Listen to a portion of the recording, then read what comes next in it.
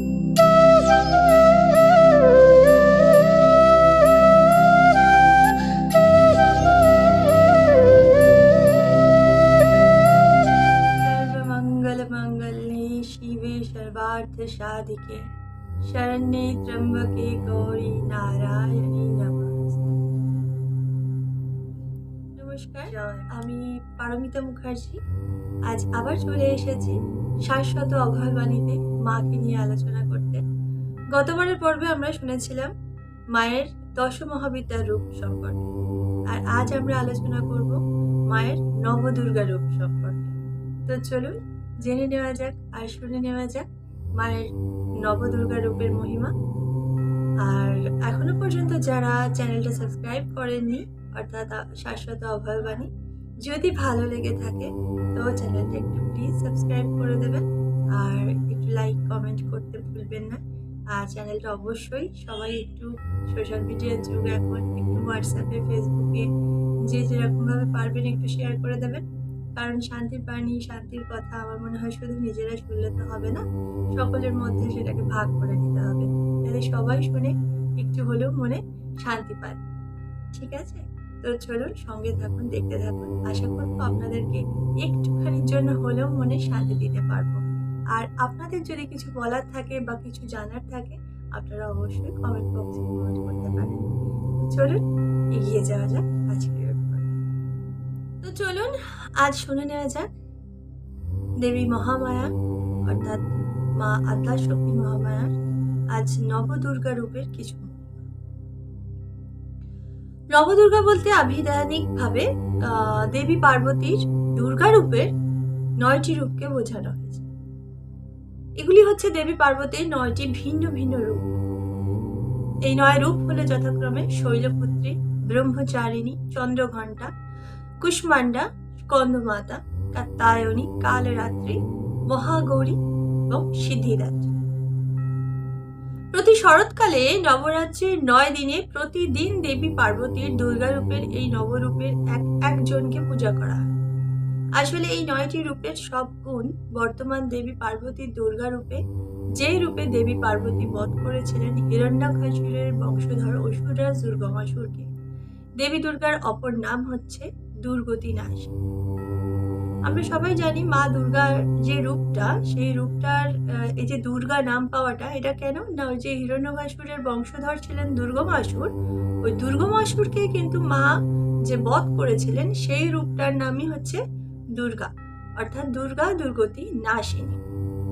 মায়ের পুজো কিন্তু আমাদের বছরে দুবার হয়, একটা হচ্ছে চৈত্র মাসে, এক হচ্ছে মানে শরৎকালে যেটা হয় আমাদের, অর্থাৎ আশ্বিন মাসে। তো এই যে 2 মাসেই পুজো হয়, চৈত্র মাসে যেটা হয় সেটাকে আমরা কি বলি, দেবী বাসন্তী পূজা বা অন্নপূর্ণা পূজা এই বলে জানি। আর শরৎকালে যেটা হয় সেটা তো বাঙালির সব থেকে বড় উৎসব, দুর্গোৎসব। কিন্তু এই 2 উৎসবেতেই, অর্থাৎ চৈত্র মাসে যে দুর্গাপুজো হয় সেই দুর্গাপুজোতেও নবরাত্রি পালন হয়, আবার শরৎকালে যে দুর্গাপুজো হয়, মানে আমাদের বাঙালিদের যে বড় পুজো, বড় মানে দুর্গোৎসব, সেই সময়ও কিন্তু নবরাত্রি পালন হয়। ঠিক আছে, আর এই নবরাত্রির 9টি যে দিন হয়, সেই 9টি দিনের প্রত্যেকটা দিনে এক একটা দিনে এক এক দেবীর আরাধনা করা হয় বা পূজা করা হয়। ঠিক আছে, তো চৈত্র মাসের যে নবরাত্রি, সেই চৈত্র মাসের নবরাত্রির কথা এখন বলছি। যে চৈত্র মাসের নবরাত্রির অন্তর্গত অন্তিম দিন শুক্লা নবমীর মৃগশিরা নক্ষত্রযুক্ত ব্রহ্ম মুহূর্তে সদাশিব পত্নী শিবা পার্বতী রূপে মেনকার গর্ভে লীলাবশত মনুষ্য জন্ম ধারণ করে জন্ম নেয়। এখানে এরম কথা কেন বললো, মনুষ্য জন্ম ধারণ করে জন্ম নেয় কেন বলবে না? তিনি তো দেবী আদ্যা শক্তি মহামায়া, সে তো নিরাকার, সে তো এক মহা জ্যোতির্পুঞ্জ, যে কিনা প্রচুর শক্তির আধার। সে মেনকার গর্ভে জন্ম নিয়েছে একজন মনুষ্য রূপে। ঠিক আছে, তো একজন লীলাবশত, এটাও বলে দিচ্ছে কিন্তু লীলাবশত, তারই লীলায় সবকিছু হচ্ছে এখানে। সেই জন্যই বলছি যে মনুষ্য জন্ম ধারণ করে তিনি জন্ম নিয়েছিলেন, মানে কি নিরাকার থেকে তিনি এক আকারে এসে কিন্তু পার্বতী রূপে জন্মটা নিয়েছিলেন। তাই এই পবিত্র তিথির উক্ত দিনটিকে সনাতন ধর্মের বিশ্ব মাতৃ দিবস হিসাবে পালন করা হয়। আবার এটি দেবী জয়ন্তী নামেও বিখ্যাত। আবার এই দিনেই ভগবান শ্রী রামচন্দ্রের জন্ম হয়েছিল, যা রামনবমী হিসাবে পরিচিত। এটা কিন্তু পুরোটাই চৈত্র মাসের গল্প হলো। এটা কিন্তু শরৎকালের গল্পটা নয়, মানে শরৎকালে যে বাঙালিদের বড় পুজো হয় দুর্গোৎসব, সেই সময় নয়। এটা কিন্তু চৈত্র মাসের যে নবরাত্রি হয়, অর্থাৎ আমরা যেটাকে বাসন্তী পুজো বা দেবী অন্নপূর্ণার পূজা বলে জেনে থাকি, সেই সময়ের গল্প। তো দেবী দুর্গার অর্থাৎ ভগবতীর বিভিন্ন রূপ হচ্ছে, যা আমরা নবদুর্গা হিসাবে এখন জানছি, আদ্যাশক্তির অন্য রূপ। তো এই দেবী দুর্গা ত্রিশূল দিয়ে মহিষাসুরকে বধ করেছিলেন বলে আবার পরে ওনাকে মহিষাসুর মর্দিনী বলা হয়েছে। ঠিক আছে, উনি যখন পরে, অর্থাৎ আমরা শরৎকালে যে পুজো করি মায়ের, সেই সময় বলি মহিষাসুর মর্দিনী, আমরা মহালয়া দেখি। ওই মহিষাসুরকে বধ করেছিলেন বলে ওনার নাম হয়েছিল আবার দেবী দুর্গা রূপেই। উনি মহিষাসুরকে বধ করেছিলেন, তখন তিনি আবার মহিষাসুর মর্দিনী নামে অভিহিত হয়েছে। মাতা পার্বতীও কিন্তু আমরা এতক্ষণে যা শুনলাম, মাতা পার্বতীও তাহলে কে না, তিনি কিন্তু আদ্যাশক্তি, মানে আদ্যাশক্তিরই রূপ। আদ্যাশক্তি ঈশ্বরের মাতৃরূপের প্রকাশ। তো ভগবতীর কিন্তু অনেক রূপ রয়েছে, মানে বলে শেষ করা যাবে না, অগুন্তি। গুনতে থাকুন, আমি বলছি, দেখুন সেগুলো কি কি। মহাকালী, মঙ্গলচণ্ডী, বামনী, ব্যাসানী, গঙ্গা, কামাখ্যা, বগলামুখী, তারা, ষোড়শী, ভুবনেশ্বরী, কাশীপুরাধীশ্বরিণী, অন্নপূর্ণা, জয়ন্তী, মঙ্গলা, ভদ্রকালী, অজিতা, বিজয়া, জয়া, কন্যাকুমারী, কপালিনী, ক্ষমা, ধাত্রী, স্বাহা, स्वधा, बसंतेश्वरी, बासंती, मीनाक्षी, कामेश्वरी, সম্পাটকারী, মাতঙ্গী, বনচণ্ডী বা বনবিবি। এই রূপটা সুন্দরবনের লোকেরা কিন্তু এই নামে দেবীকে পুজো করে থাকেন, কারণ যেহেতু ওখানে বাঘের প্রচন্ড উপদ্রব। আচ্ছা, ছিন্নমস্তা, ললিতাম্বা, ত্রিপুরা সুন্দরী, বারণী, অগ্নিধাত্রী, কুর্মানী, মৎস্যানী, সত্যভামা অর্থাৎ নরকাসুর মর্দিনী, জগদম্বা, সীতা, রাধা, বসুমতী, ষোড়শী, মহাত্রিপুরা গৌরী, সংকট নাশিনী, বিপত্তারিণী, ত্বরিতা, বাগবাদিনী, নীলা, বালা, ভ্রামরী, রণচণ্ডী, অন্নপূর্ণা, নন্দা, রক্তদণ্ডিকা, আতু, বাঘ, নকুলা, ব্রহ্মাণী, মুর্গাভানা, বিনায়িকা, গন্ধেশ্বরী, উমা, বঙ্গেশ্বরী, হুদুর, দুর্গা, শচী, কার্তিকী, বরাহী, নৃসিংহী, শুভ্রলা, রুদ্রাণী, কৌমরী, কুমারী, সন্ধি, অপরাজিতা, ঐন্দ্রী, মাহেশ্বরী, সদাগৌরী, অদিতি, ষষ্ঠী, যোগমালা, অম্বিকা, শৈবী, বৈষ্ণবী, নাগ শোভিতা অর্থাৎ নাগচণ্ডী,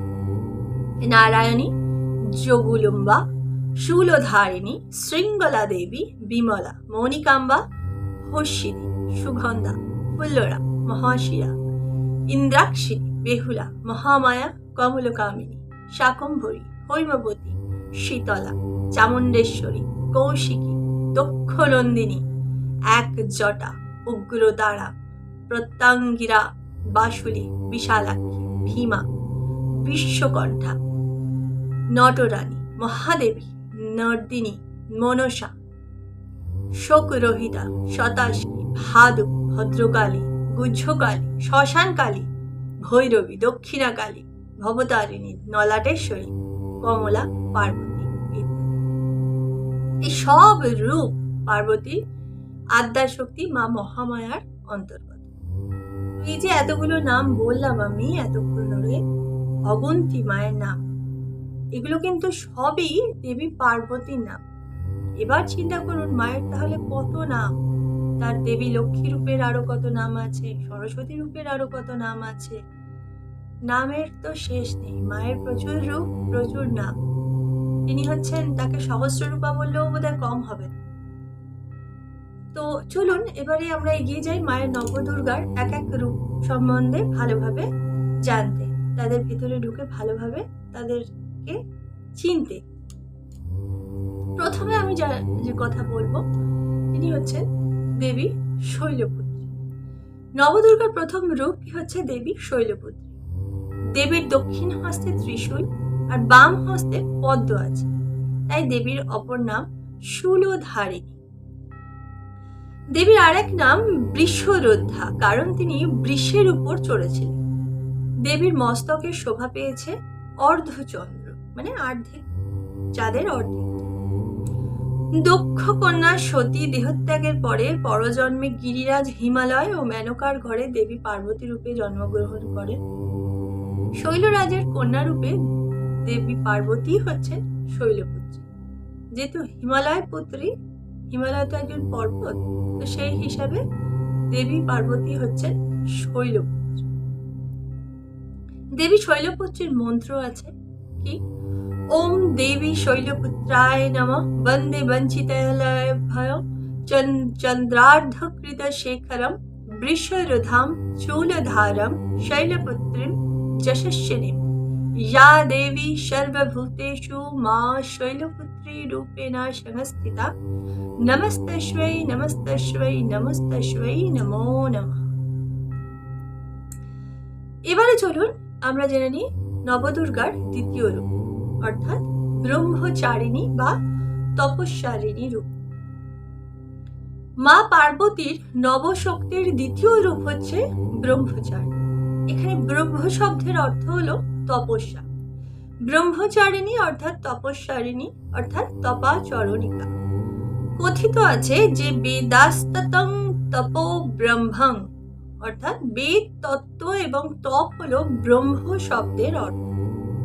দেবী ব্রহ্মচারিণীর রূপ জ্যোতিতে পূর্ণ, অতি মহিমা মণ্ডিত। তিনি ডান হাতে জপের মালা এবং বাঁ হাতে কমণ্ডলু ধারণ করে আছেন। পূর্বজন্মের সতী যখন হিমালয়ের কন্যা রূপে মহামায়া আদিশক্তি রূপে মহামায়া আদিশক্তি পার্বতী রূপে জন্মেছিলেন, তখন তিনি নারদের পরামর্শে ভগবান শঙ্করকে পতি রূপে লাভ করার জন্য কঠিন তপস্যা করেন। অ্যাকচুয়ালি মা যে সতী রূপে এবং পার্বতী রূপে জন্মগ্রহণ করেছিলেন, এ তো মায়ের নিজেরই সমস্ত কিছু লীলা, কিন্তু তার মানে এই নয় যে তিনি যখন জন্মটা নিয়েছেন তার সেই জন্মের সেই রূপের সমস্ত কিছু প্রথম দিকেই একদম মনে ছিল। তাকে দিয়ে মায়েরই লীলায় মায়ের এইসব কাজগুলো করতো কিন্তু অ্যাকচুয়ালি নারদ ঠাকুর।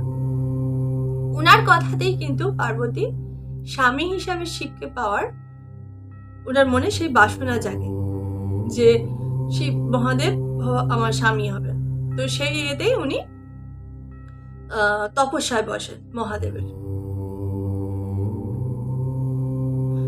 সেই কঠিন তপস্যার জন্য তাকে তপস্যারিণী বা ব্রহ্মচারিণীও বলা হয়। তিনি সহস্র বর্ষ ধরে ফল মূলের আহার করে জীবন ধারণ করেছিলেন। শতবর্ষ তিনি শাক আহার করে জীবন নির্বাহ করেছিলেন, তাই তার নাম হয়েছিল পটলবতী বা শাকাহারিণী। কিছুকাল কঠিন উপবাসে থেকে খোলা আকাশের নিচে বর্ষা ও গ্রীষ্মের দাবদাহেও তিনি কাটিয়েছিলেন। এই কঠোর তপশ্চর্যার পরে তিনি সহস্র বর্ষ শুধুমাত্র গাছ থেকে মাটিতে ঝরে পড়া বেলপাতা আহার করে অহর্নিশ ভগবান শঙ্করের আরাধনা করেছিলেন। তারপর তিনি সেই শুষ্ক বেলপাতা আহার করাও পরিত্যাগ করে দিয়েছিলেন। অতঃপর কয়েক সহস্র বছর নির্জলা নিরাহারে থেকেও তপস্যা করতে লাগলেন।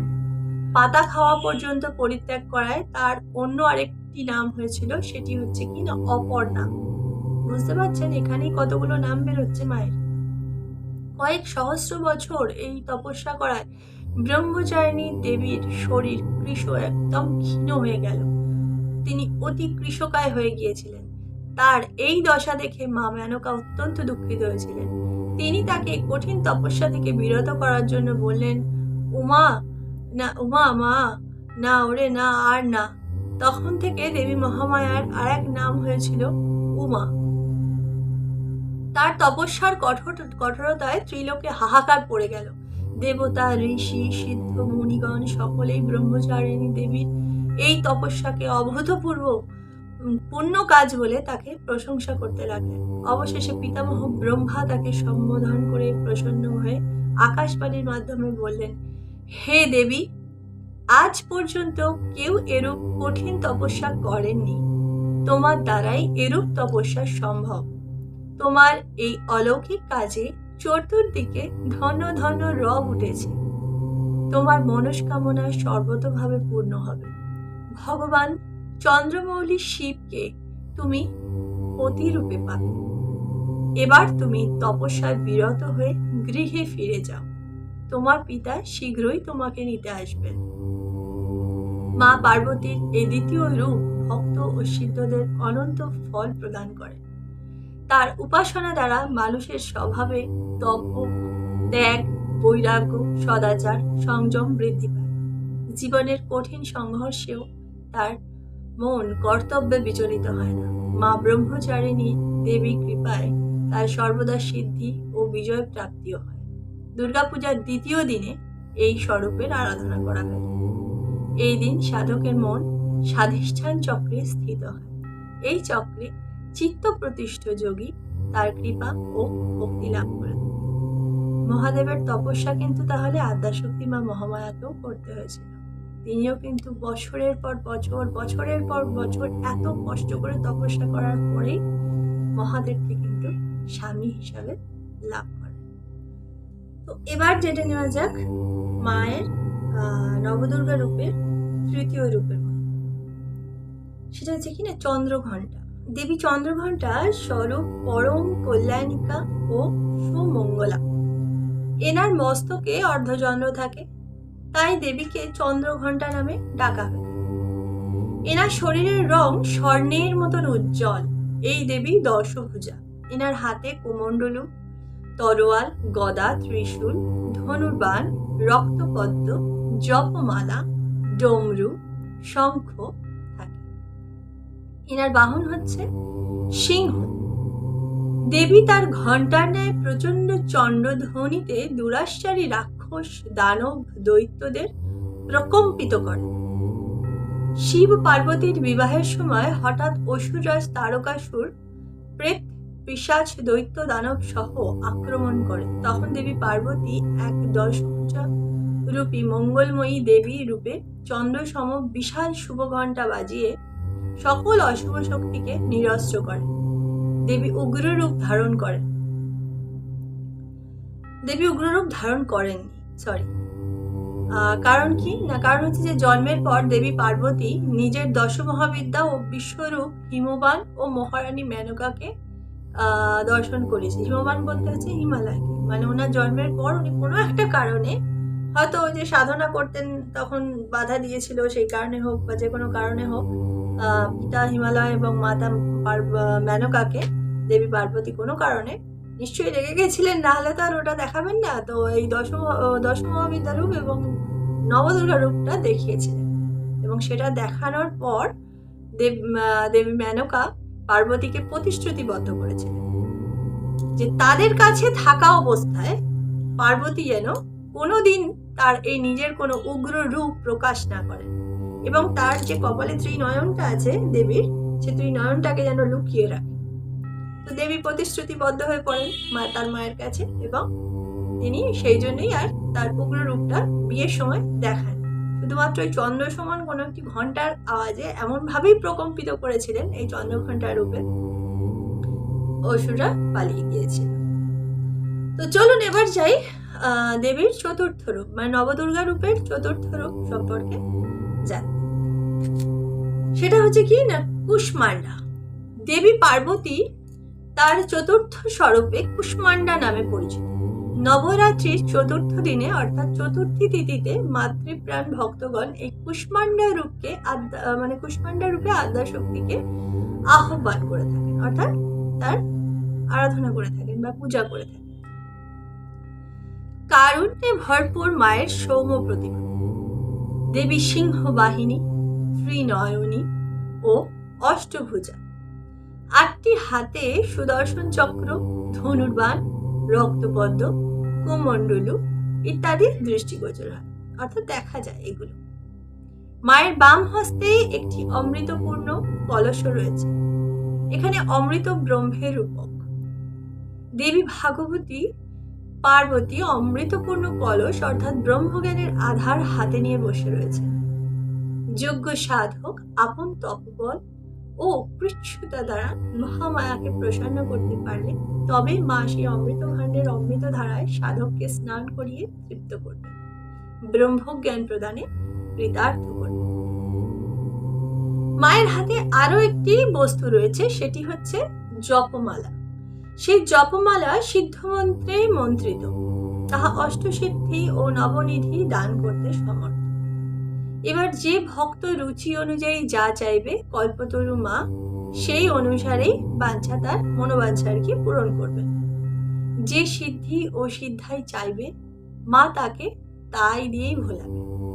আর যে পার্থিব সম্পদে অনীহা প্রকাশ করে ওই অমৃতপূর্ণ কলস অর্থাৎ ব্রহ্মজ্ঞান চাইবে মা তাকেও তাই দিয়েই সন্তুষ্ট করবে। এবার আসি মায়ের নাম বিশ্লেষণ। শাস্ত্রে বলা হয়েছে যে বলিদানের সময় কুমড়ো বলি নাকি মায়ের অত্যন্ত প্রিয়, আর কুমড়োকে সংস্কৃতে যে কুষ্মান্ডা বলা হয় সেটা তো আমরা অনেকেই জানি।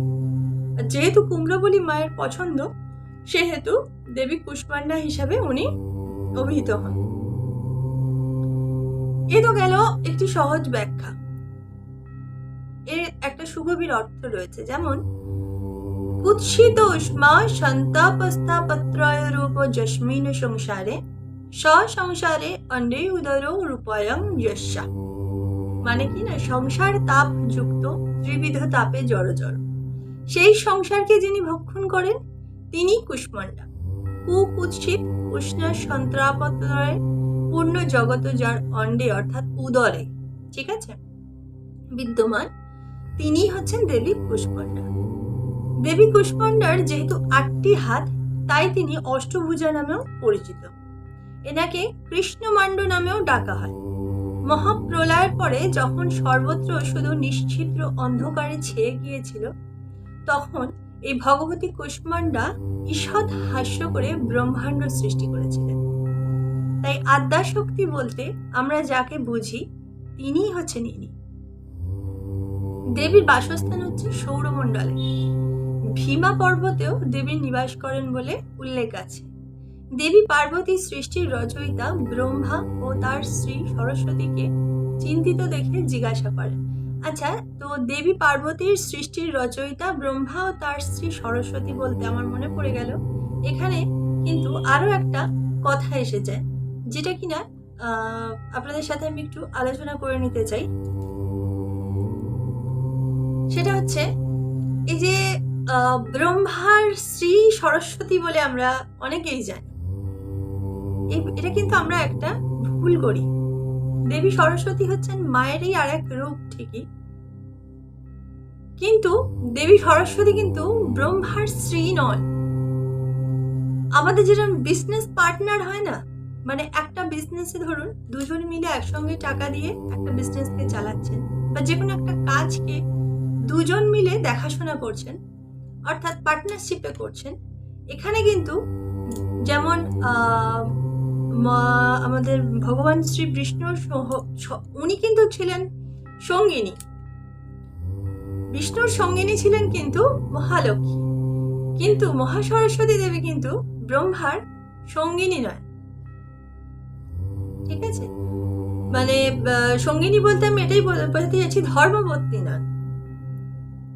ব্রহ্মার হচ্ছে উনি ব্রহ্মার যে কাজটা, সেই কাজটা শুধু ব্রহ্মদেব একা করতেন না, তার সাথে মা সরস্বতীও ওনার সাথে সহযোগিতা করতেন, ঠিক আছে। সহযোগিতা করতেন বলে কিন্তু উনি হচ্ছেন সহসঙ্গিনী, মানে কর্মসঙ্গিনীও বলা যায় ওনাকে।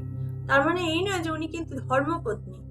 এখানে আমি একটা মানে বলি যে অধিকাংশ পুরাণেই, যেটা আমি বলছিলাম যে অধিকাংশ পুরাণেই সরস্বতীকে ব্রহ্মা স্ত্রী রূপে বর্ণনা করা হয়, কিন্তু অনেকেই আবার জানেন এটা, আর যারা পুষ্কর বেড়াতে গেছেন তারা তো এই ব্যাপারটা খুব ভালো করেই জানবেন যে ব্রহ্মার হচ্ছেন দুজন স্ত্রী। প্রথম স্ত্রীর নাম উল্লেখ করা আছে, যে সেটা হচ্ছে ব্রহ্মদেবের প্রথম স্ত্রীর নাম হচ্ছে সাবিত্রী, দেবী সাবিত্রী। জানা যায় যে তাকে বিবাহের পর একদিন ব্রহ্মা যজ্ঞ করবেন বলে মনস্থির করেন। তাই তার আমন্ত্রণে যজ্ঞভাগ গ্রহণের জন্য শ্রী বিষ্ণু এবং মহাদেবের সঙ্গে সহদেবতারাও সমবেত হয়েছিলেন সেই যজ্ঞস্থলে। তো ব্রহ্মাও সব উদ্যোগ শেষে যত তাড়াতাড়ি সম্ভব সাবিত্রীকে যজ্ঞস্থলে উপস্থিত হওয়ার কথা জানান। কেননা স্ত্রী ছাড়া তো যজ্ঞস্থলে উপস্থিত হওয়া সম্ভব নয়, স্ত্রী ছাড়া যজ্ঞ করা যায় না। স্ত্রী যখন থাকে, যা স্ত্রী নেই সেটা আলাদা ব্যাপার, যা স্ত্রী থাকবে তাকে স্ত্রীকে নিয়ে যজ্ঞস্থলে বসতে হয় সস্ত্রী। কিন্তু তার স্ত্রী আসতে পারেননি সঙ্গে সঙ্গে, কারণ সাবিত্রী দেবী তখন স্নানে ব্যস্ত ছিলেন। তিনি ব্রহ্মাকে যজ্ঞ শুরু করার একটু দেরিতে যজ্ঞ শুরু করার অনুরোধ জানিয়েছিলেন এবং বলেছিলেন যে স্নানটা শেষ করেই তিনি সঙ্গে সঙ্গে সেই যজ্ঞস্থলে উপস্থিত হবেন। কিন্তু উনার এতটাই সেদিন দেরি হচ্ছিল যে সময় পেরিয়ে যাচ্ছে দেখে ব্রহ্মাও উদ্বিগ্ন হয়ে উঠেছিলেন। তাই ইন্দ্রকে তিনি এক যোগ্য কন্যা খোঁজার ভার দেন, যাকে কিনা তিনি সঙ্গে সঙ্গে ওইখানেই উনি বিবাহ করে যজ্ঞে বসে যজ্ঞ সমাপ্ত করতে পারবেন। কারণ যজ্ঞর সমস্ত কিছু আয়োজন হয়ে গেছে, সবাই এসে গেছেন, যজ্ঞস্থল একদম পরিপূর্ণ, যজ্ঞ শুরু হচ্ছে না, এটা তো খুবই বাজে একটা হয়। তো এদিকে সাবিত্রী দেবী আসতে দেরি করছেন, একটা সবকিছু সময়ের উপর ডিপেন্ড করছে। তো সেই জন্যই তিনি ইন্দ্রকে বলেছিলেন যে এক যোগ্য কন্যা খোঁজার জন্য, যাকে বিবাহ করে সঙ্গে সঙ্গে তিনি ওই যজ্ঞে বসতে পারবেন এবং যজ্ঞটি সমাপ্ত করতে পারবেন। তো ব্রহ্মার নির্দেশে ইন্দ্রদেব আর কি পৃথিবীতে নেমে আসেন এবং এক অপূর্ব সুন্দরী গোয়ালার মেয়েকে দেখতে পান, যার নাম ছিল গায়ত্রী, যিনি কিনা ব্রহ্মার দ্বিতীয় স্ত্রী। তো তাকে দেখা মাত্র ইন্দ্র তাকে হরণ করে নিয়ে আসেন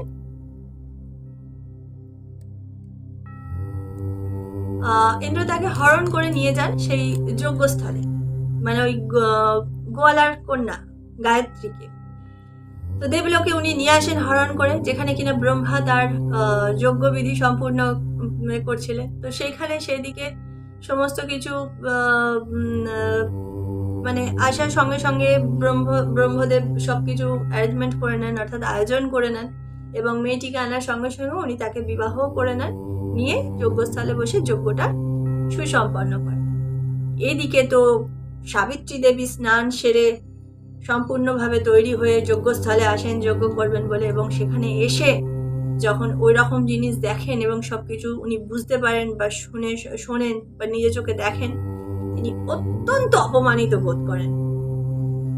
সাবিত্রী দেবী সেই সময় অত্যন্ত অপমানিত বোধ করেন যে তার জন্য তার স্বামী অপেক্ষা না করে উল্টে অন্য একটি মেয়েকে ওইভাবে বিয়ে করে সেই যজ্ঞের সামনে বসে যজ্ঞ করে যজ্ঞ সমর্পণ করেছে।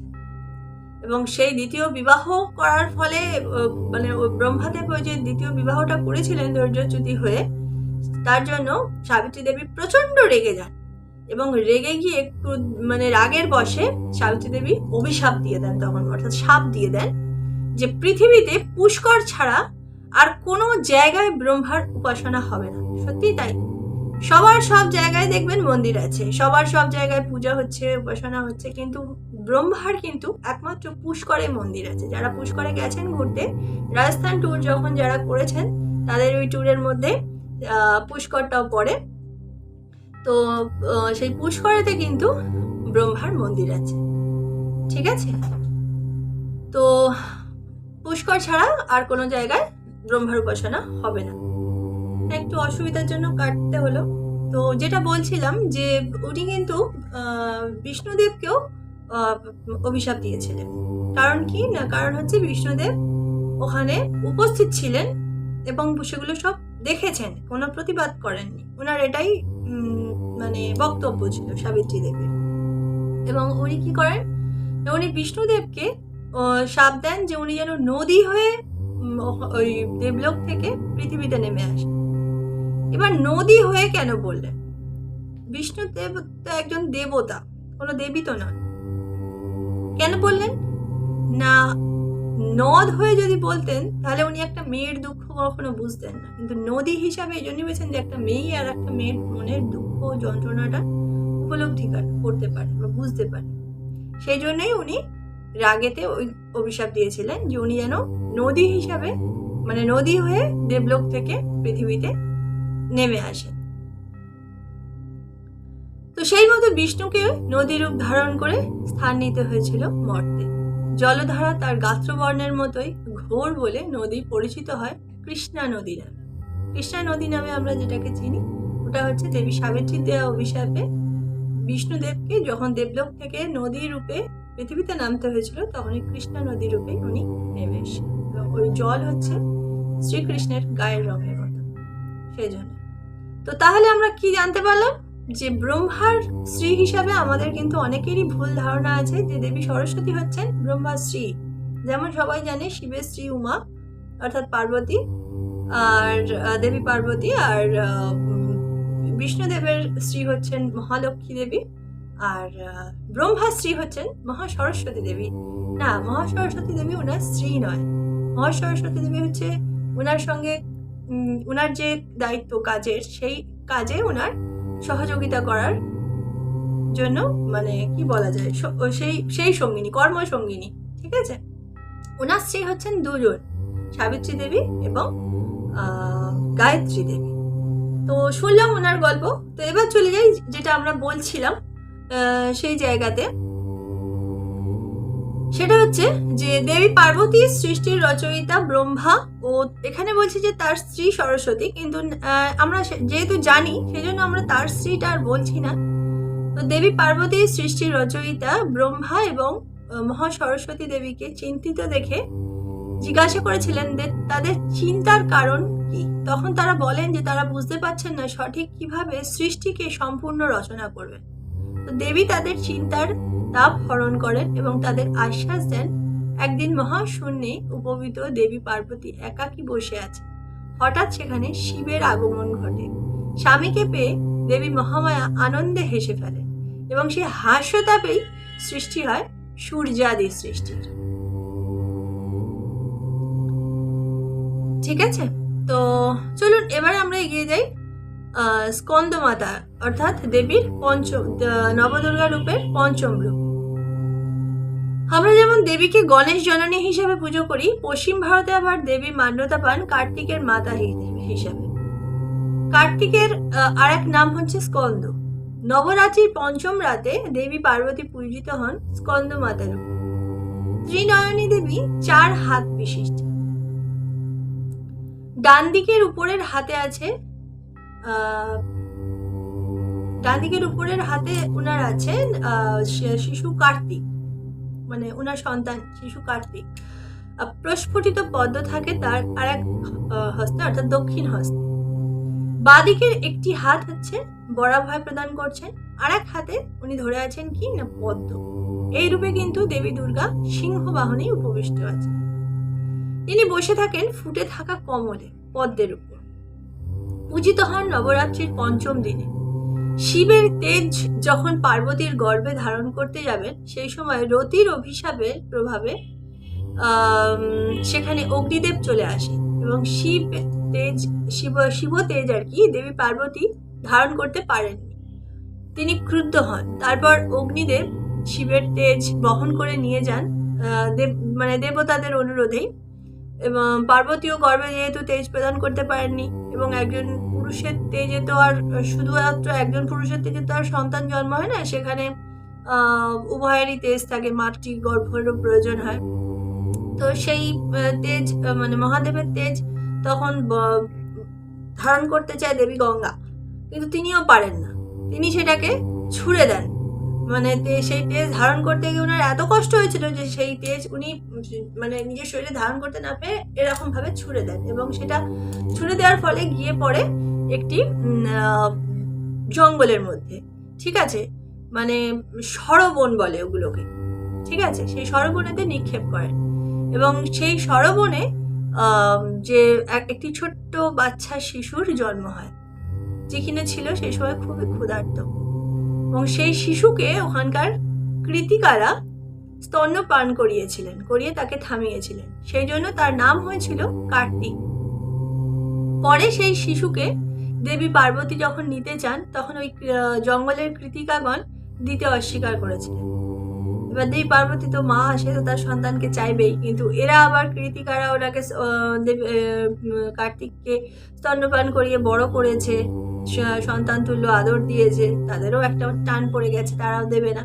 তখন দেবী রাগে কি করেন, বগলামুখী রূপ ধারণ করেন। কারণ কি, তার তেজে জন্ম হয়েছে, তিনি কেন ছাড়বেন তার সন্তানকে? এবং সেই জন্য তিনি এতটাই রেগে যান কৃতিকাদের উপরে, তিনি তখন রেগে গিয়ে বগলামুখী রূপ ধারণ করেন। এবং সেই রূপ দেখে কৃতিকারা রীতিমতন ভয় পেয়ে যায় এবং স্কন্দকে অর্থাৎ কার্তিককে তার মায়ের কাছে দিয়ে দেয়। তো তখন তিনি কি করেন, কার্তিককে নিয়ে কৈলাসে চলে আসেন এবং 6 বছর বয়সী কার্তিক তারকাসুর মূর্তি হয়ে তারকাসুরকে বধ করতে যায় এবং সে তার মায়ের কাছ থেকে অস্ত্র শিক্ষা শেখে 6 বছর বয়সে। মানে কৈলাসে নিয়ে আসার পর থেকে মা নিজে হাতে তার সন্তানকে সমস্ত রকম শিক্ষা প্রদান করতেন এবং সেই শিক্ষার মধ্যে আরো একটি ছিল অস্ত্র শিক্ষা। দেবী পার্বতী কিন্তু খুব সুন্দর অস্ত্র চালনা করতে পারতেন একদমই ছোট বয়স থেকে।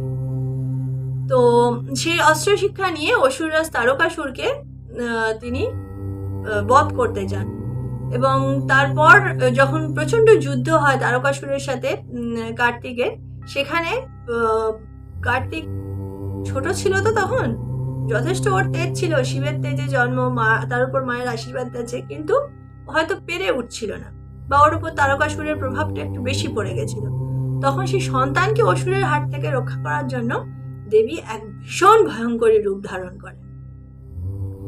অসুর রাজবধে মা ও ছেলে তারকাসুর নাশিনী রূপ ধারণ করেন এবং ছেলে তারকাসুর মর্দি রূপে একত্রে রূপে পূজিত হয়। ঠিক আছে, তো এবার আমরা এগোচ্ছি দেবী কাত্যায়নী অর্থাৎ নবদুর্গা রূপের ষষ্ঠ রূপে। এই নাম এবং রূপের সঙ্গে জড়িয়ে আছে এক পৌরাণিক কাহিনী। বৈদিক যুগে কাত্যায়ন নামে এক মহারিষি ছিলেন। এক পুত্রের পিতা কাত্যায়নের ইচ্ছা হয় যে একটি কন্যা সন্তান লাভ করবে।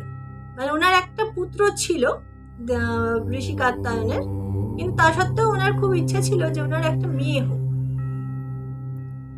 তো দেবী পার্বতীর তিনি তখন তপস্যা করেন এবং সেই তপস্যাতে তার অভিষ্ট পূর্ণ হয়। তার স্তবে তুষ্ট হয়ে স্বয়ং দেবী পার্বতী জন্ম নেন মহারিষি কাত্যায়নের কন্যা রূপে এবং তখন থেকেই তিনি পরিচিতি পান দেবী কাত্যায়নী রূপে। নবরাত্রির ষষ্ঠ দিনে আরাধিতা হন ভক্তদের কাছে। দেবী পার্বতী কিন্তু এই রূপ নিয়েই মহিষাসুরকে বধ করেছিলেন, দেবী কাত্যায়নী রূপ নিয়ে। চলুন এবার এগিয়ে যাই আমরা নবদুর্গা রূপের সপ্তম রূপে অর্থাৎ দেবী কালরাত্রি। এখানে হচ্ছেন দেবী কৃষ্ণবর্ণা।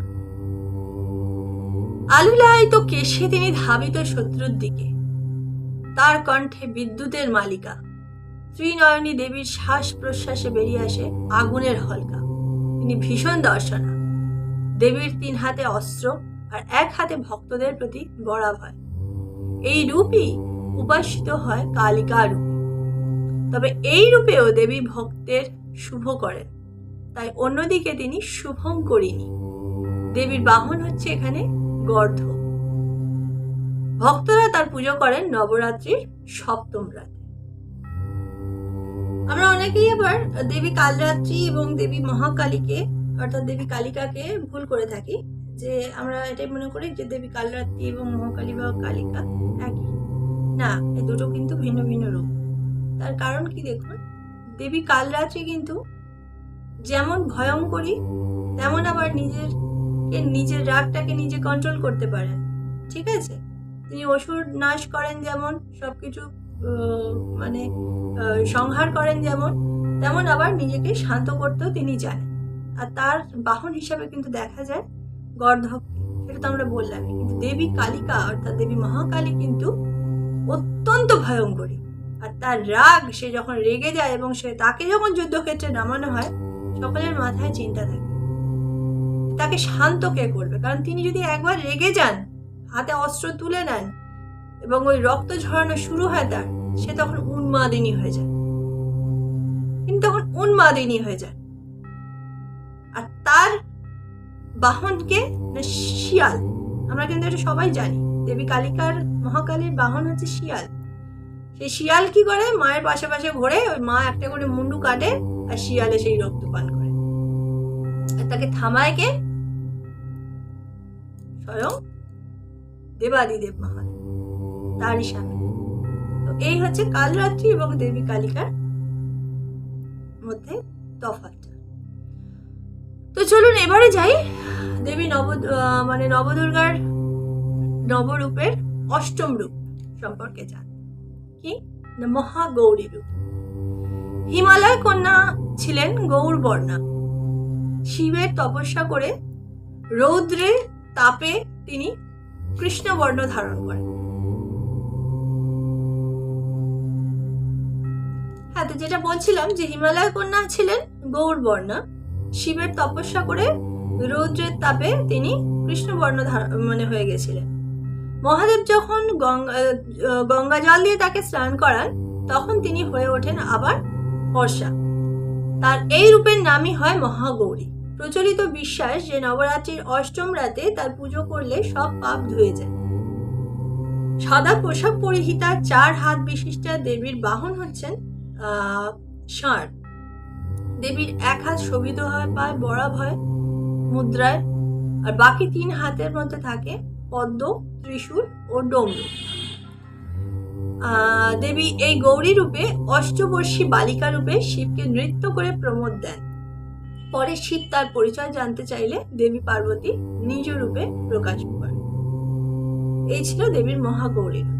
এবার যাচ্ছি নবদুর্গা রূপের শেষ রূপ, অর্থাৎ নবরূপ সিদ্ধিদাত্রী।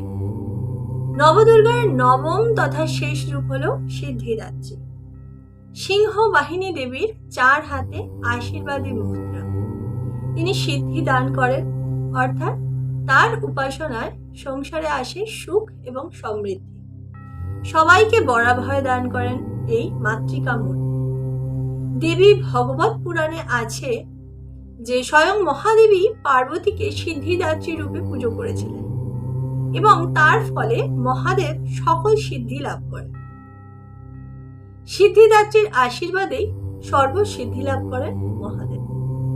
নবরাত্রিতে দেবী পার্বতীর দুর্গাপুজোয় যোগ সাধনার যোগ পদ্ধতি অত্যন্ত উচ্চ মর্যাদার সাধন ক্ষেত্রের সঙ্গে যুক্ত থাকে। যথা এই নবরাত্রির প্রথম দিনের পুজোয় যোগীগণ তাদের মনকে মূলাধার চক্রে স্থিত করেন, যা মানুষের শরীরের অভ্যন্তরে প্রতিষ্ঠিত কুলকুণ্ডলিনী রূপে, যিনি স্বয়ং মহাশক্তি, দৈবী ও ঐশী শক্তি মহামায়া মহাদুর্গা। নবদুর্গা রূপের প্রথম দিনের রূপটি হল শৈলকন্যা, দ্বিতীয় রূপটি হচ্ছে ব্রহ্মচারিণী। বেদেই উল্লেখ আছে এদিন যোগী সাধক তার মনকে স্বাধিষ্ঠান চক্রে স্থিত করেন যোগ সাধনার মাধ্যমে। নবরাত্রির আরাধনার তৃতীয় দিনে মা দুর্গার তৃতীয় শক্তির নাম হলো চন্দ্রঘণ্টা। আমরা এতক্ষণ এগুলো যা শুনলামই। এই উপাসনায় যোগী তার মনকে মণিপুর চক্রে প্রবিষ্ট করান। মা দুর্গার চতুর্থ রূপের নাম হলো কুষ্মান্ডা। এই চতুর্থী তিথিতে সাধকের মন অনাহত চক্রে অবস্থান করে। মহাপঞ্চমীতে দেবী দুর্গা স্কন্দমাতা রূপে পূজিত হন। এই দিনে সাধক তার মনকে বিশুদ্ধ চক্রে স্থাপন করেন। দেবী দুর্গাকে প্রথম আরাধনা করেন মহর্ষি কাত্যায়ন কন্যা রূপে, তাই দেবী দুর্গা মহাষষ্ঠীতে কাত্যায়নী রূপে পূজিতা হন। শ্রীকৃষ্ণ সহ সমস্ত গোপ ও গোপী দেবী কাত্যায়নীর পূজা করেন। এর উল্লেখ মহাভারতেও পাওয়া যায়। দেবী কাত্যায়নীর আরাধনায় সাধক আজ্ঞা চক্রে তার মনের উত্তরণ ঘটান। দুর্গাপূজার সপ্তম দিনে মহাসপ্তমীতে দেবী দুর্গার কালরাত্রি রূপে পুজো করার বিধান আছে। সেদিন সাধকের মন সহস্র চক্র অবস্থান করে। মহাষ্টমীতে দেবী দুর্গার রূপ হয় মহাগৌরী। সত্য তুলসীদাস এই দেবীর উপাসনা করতেন। এই দিন সাধকের সাধনা সন্ধি চক্রে অধিষ্ঠিত হয়। নবদুর্গার শেষ রূপ, যেটা আমরা এক্ষুনি শুনলাম, সিদ্ধিদাত্রী। মার্কণ্ডেয় পুরাণে সিদ্ধিদাত্রী অষ্টভুজা, ব্রহ্মবৈবর্ত পুরাণের শ্রীকৃষ্ণ জন্মখণ্ডে সিদ্ধিদাত্রী অষ্টদশভুজা। সিদ্ধিদাত্রী চতুর্ভুজা রূপেও দেখা যায়, সেখানে তিনি শিবের আরাধ্যা। এই হচ্ছে নবদুর্গার চর্চিত কাহিনী। তো এই ছিল আমাদের আজকের আলোচনা। আমরা আজ কি জানলাম বা শুনলাম সেটা হচ্ছে মা আদ্যাশক্তি মহামায়ার নবদুর্গা রূপের সমস্ত রূপকে বা তাদের মহিমাকে ছোট ছোট করে জানলাম এবং চিনলাম। তো সেই 9 রূপের নাম নিশ্চয়ই মনে আছে, যা যা বললাম। শৈলপুত্রী, দেবী শৈলপুত্রী ব্যাপারে শুনলাম, দেবী ব্রহ্মচারিণী, দেবী চন্দ্রঘণ্টা, দেবী কুষ্মান্ডা, দেবী স্কন্দমাতা, দেবী কাত্যায়নী, দেবী কালরাত্রি, দেবী মহাগৌরী, দেবী সিদ্ধিদাত্রী। তো এই ছিল মা নবদুর্গার 9 রূপ। মা নবদুর্গার কাছে প্রার্থনা জানাই যে আপনারা সকলে খুব খুব ভালো থাকুন, সুস্থ থাকুন এবং এই পৃথিবীকে যেন তিনি লোভ, হিংসা এবং জরা ব্যাধি থেকে মুক্ত করেন। তার কাছে এই প্রার্থনা জানিয়ে আমাদের আজকের এই অনুষ্ঠান এখানেই শেষ করছি। দেখা হচ্ছে আবার আগামী পর্বেতে। ততক্ষণ আপনারা সবাই খুব ভালো থাকুন, মাকে ডাকুন, মায়ের নাম স্মরণ করুন এবং আজকের ভিডিও যদি ভালো লেগে থাকে তো দয়া করে একটু চ্যানেলটা সাবস্ক্রাইব করে দেবেন, একটু সঙ্গে থাকুন। আপনাদের সহযোগিতা দরকার, নাহলে আপনারা শান্তি পান। আমি আপনাদেরকে চেষ্টা করব অল্প করে হলেও শান্তি দেওয়ার এবং সেই শান্তি সকলের মধ্যে ভাগ করে দেওয়ার দায়িত্ব কিন্তু আপনাদের। আপনারা একটু শেয়ার করুন, তাহলে দেখবেন সবাই এটা পাবে। আর যদি আমার কিছুমাত্র ভুল হয়ে যায় বলার, কারণ আমি একদমই নতুন, সেই শুধুমাত্র চেষ্টা করছি আপনাদের মধ্যে কিছুটা শান্তি ছড়িয়ে দেওয়ার এবং নিজে একটু শান্তি পাওয়ার, এবং সেটা করতে গিয়ে যদি আমার কিছু ভুল হয়ে যায়, আমি এক সাধারণ মানুষ, আমাকে কিন্তু ক্ষমা করে দেবেন। তার জন্য আমি ক্ষমা চেয়ে নিচ্ছি আপনাদের কাছে। বড়রা আমার প্রণাম নেবেন, ছোটরা আমার ভালোবাসা নেবেন। অনেক ভালো থাকবেন। জয় মা।